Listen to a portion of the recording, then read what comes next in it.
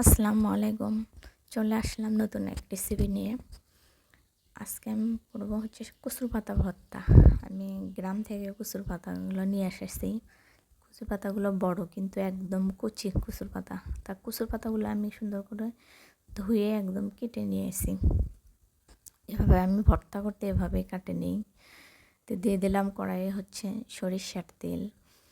কচুর পাতা ভর্তা করতে আসলে সরিষার তেল, সয়াবিন তেল যে কোনো দুটোর মধ্যে একটা দিলে হয় ভাজতে, কারণ যেহেতু ভাজা লাগে এটা দুটোই দিয়ে ভালো হয়।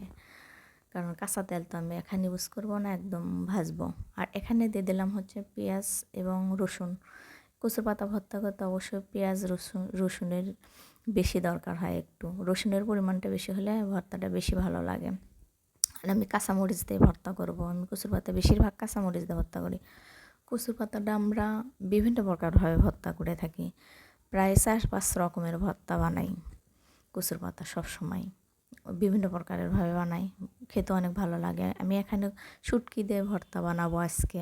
তাই শুটকিগুলো আলাদা একটা পাতিলে লাল লাল করে ভেজে নেব।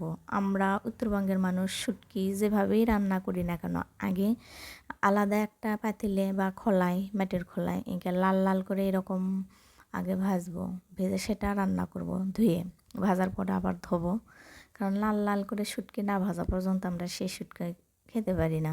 আসলে খাওয়ার অভ্যাসটাও নাই কে, এটা আর কি আমাদের একটা খাওয়ার অভ্যাসগত কারণ। তা আমি হচ্ছে শুটকিগুলো খুব সুন্দর করে ধুয়ে কচুর পাতা সহ শুটকিগুলো খুব ভালোভাবে ভাজা করব। কচুর পাতাগুলো বেশি করে মানে ভালোভাবে ভাজতে হবে, কারণ কচুর পাতা যদি ভাজা কম হয় কচুর পাতা গলা লাগার সম্ভাবনা থাকে। এই জন্য কচুর পাতাগুলো আমি খুব সুন্দরভাবে ভাজবো। দেখেন আমার কচুর পাতার মধ্যে রসুনের পরিমাণটা কী পরিমাণ হয়েছে। আমরা কচুর পাতার ভর্তার মধ্যে রসুনের পরিমাণটা বরাবরই খুব বেশি দিয়ে থাকি, এতে মানে ভর্তার টেস্টটা অন্যরকম আসে। কে কীভাবে ভর্তা বানান জানে না, তবে এরকম করে ভর্তা বানিয়ে দেখেন, আসলে অনেক ভালো লাগে। আর আমার কচুর পাতা ভাজাটা কেমন হচ্ছে অবশ্যই লাইক এবং কমেন্টস করে আপুরা জানাবেন। আর এরকম করে ভর্তা বানিয়ে অবশ্যই খেয়ে দেখবেন, আসলে কতটা সুস্বাদু একটা ভর্তা। আমি খুব সুন্দরভাবে ভেজে নিলাম, কারণ অল্প ভাজলে আসলে গলা লাগবে। কচুর পাতা ভাজার ওপরে কচুর পাতার একটা স্বাদ আসে আমাদের মধ্যে, আপনাদের মধ্যে কি জানি না। তো আমি এই ভর্তাটা একদম পাটায় বেটে করব। তো প্রথমে আমি শিলপাটা নিয়েছি এবং সেখানে দিয়ে দিলাম ধনিয়ার পাতা।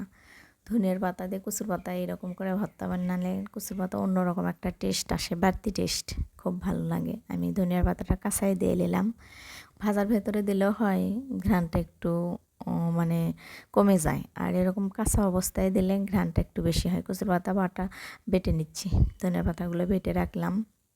কচুর পাতাগুলো বেটে ভর্তা করার কারণ হচ্ছে রসুন, পেঁয়াজ এবং কাঁচামরিচগুলো একদম ফিনিশিং হওয়া। আর শুটকি আছে, এই শুটকিগুলোও ফিনিশিং হবে। এই জন্য এইরকম করে যখন শুটকি দিয়ে আমরা কচুর পাতা ভর্তা বানাই, এইভাবে পাটায় বেটে কড়াই করতে হয়।